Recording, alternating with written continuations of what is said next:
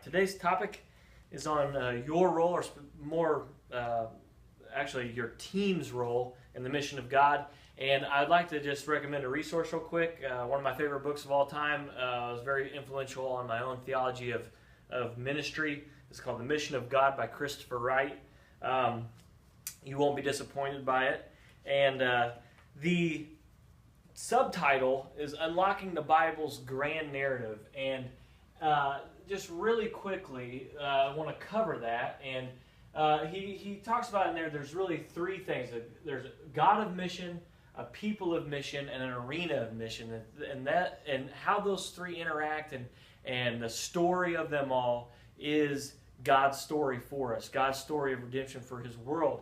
That God is a God of mission. He created the world. He rescued His people. He entered into creation ultimately as God incarnate and dwelled with us in order to redeem our lives and to repair the relationship with Him.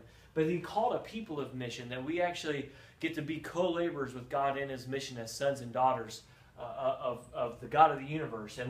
But that all happens in the arena of mission, that God did create the world, but it's a fallen world. And that we actually get to be agents for change, of ushering in, helping usher in the God's redemptive work in the world. And where these three meet is the good news. It's the gospel.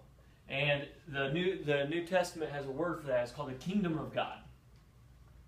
And it's where we get to briefly get a taste or a glimpse of eternity, of a life in perfect relationship with God. That where those three stories, where they all meet, that's like the sweet spot for mission.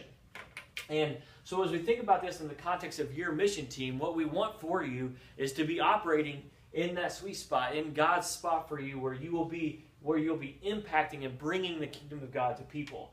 And so in the context specifically of One Life Church, what we talk about is this is God's story, or what we say is the message.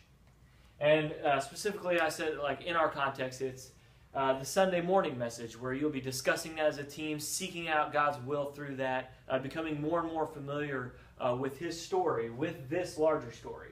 And then there's your groups made for this. How God's specifically equipped your team, how He is giving you tools, spiritual gifts, skills, experience, giftings, things that you're passionate about or wholly discontent about.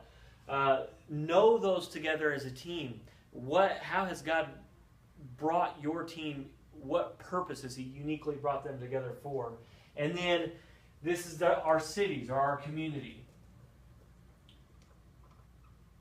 What needs are there in the community? Where is the gospel absent in your community? Well, where these three meet, God's will for your group, with your skills and giftings, in the need of the community, that is where your mission statement should be. That is where your mission statement should live.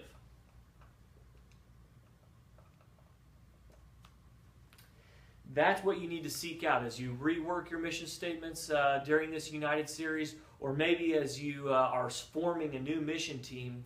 You need to get present in the city, find out where those needs are, listen to the people in the city, find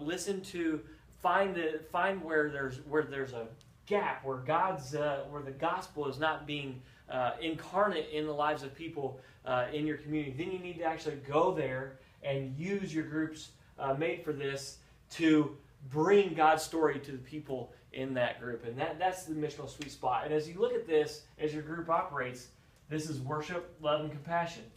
It's just the idea of we're worshiping God with our life, and then love, the authentic community that we can create around our giftings and passions and skills that impact our mission, and then being on compassion, being out in the city. And this is where, when we think about our teams flooding our cities, going out in our cities, being God's mission team, bringing the kingdom of God out into the community, this is where you can do that. So use this kind of image, use this role, use this as a dialogue in your teams to find your role and mission as you go about the mission of One Life Church, helping people far from God experience Jesus.